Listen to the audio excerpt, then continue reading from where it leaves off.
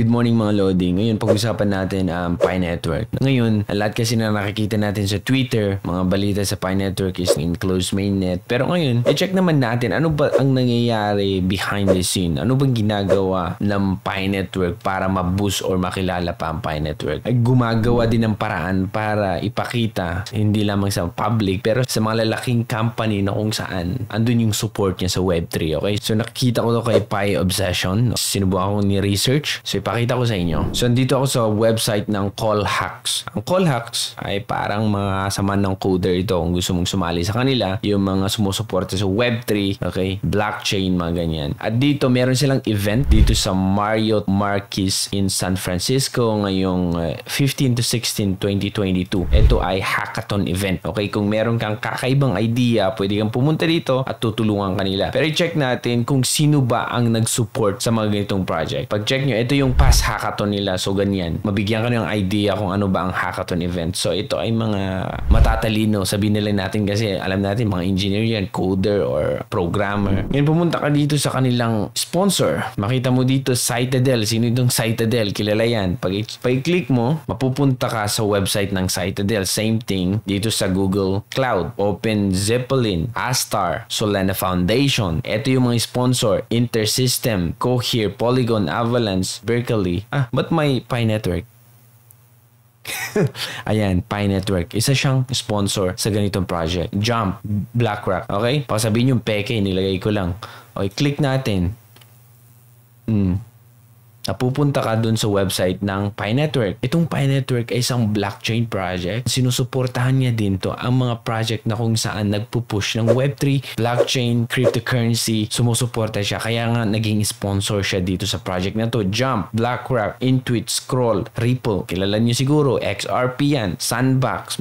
Diba? Yan yung mga sponsor dito sa event na to. So marami-rami sila. Ngayon, papakita ko pa sa inyo. Hindi lamang itong event na to ang ino-sponsor. Ngayon, meron pang hackathon event dito sa Harvard. Pag pumunta ka dito sa Hack Harvard 2022, meron din sila 14 to 16 October. 2 days na lang. Pero application is closed na kasi puno na nga sila. Ngayon, check natin ulit kung sino yung sponsor dito. Okay, yan. Makita nyo application. Sino yung sponsor dito? Schedule. Makita nyo yan. Sponsor. Meta, Facebook.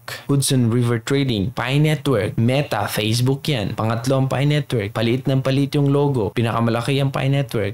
Click mo kung totoo. Totoo. Mapupunta ka sa website ng Pi Network. I-click mo Meta. Mapupunta ka sa website ng Meta. Ibig sabihin, anong ibig sabihin nito? Yung mga ganitong hackathon event, sinusuportahan ng malalaking company. Eto, bakit ano to? Peche-peche lang naman ata ang Pi Network. Ba't meron dito? Di ko alam. Diba? Eto na yung sinasabi yung scam na parang wala namang sumusuporta dyan ng mga tao. Hindi nyo kasi kilala kung sino yung founder. Okay? Hindi nyo kilala kung sino ang connection niya. Hindi nyo kilala yung core team kung sino ang mga connection nila. Ikaw, kasama mo Meta, Facebook, Google Cloud. Sa kabila naman Solana, Avalanche, Polygon, Sandbox, XRP. Ang Pi Network lang at ang Google Cloud ang nag-sponsor ng dalawang event na to. Itong mga iba tag-isa na lang. Akala ko ba scam ang Pi Network? Akala ko ba peche-peche itong Pi Network na to? Akala ko ba hindi blockchain na project na nangungwala ng data yan? Di nyo alam, ang founder nito is galing sa Harvard. At karamihan sa mga tech company ngayon nagsimula sa Harvard. Sa mga haters ng Pi Network na nagsasabi pa rin, wala namang value yan, wala namang value yan. Anong liquidity? Huwag yung ganyang itanong nyo, okay?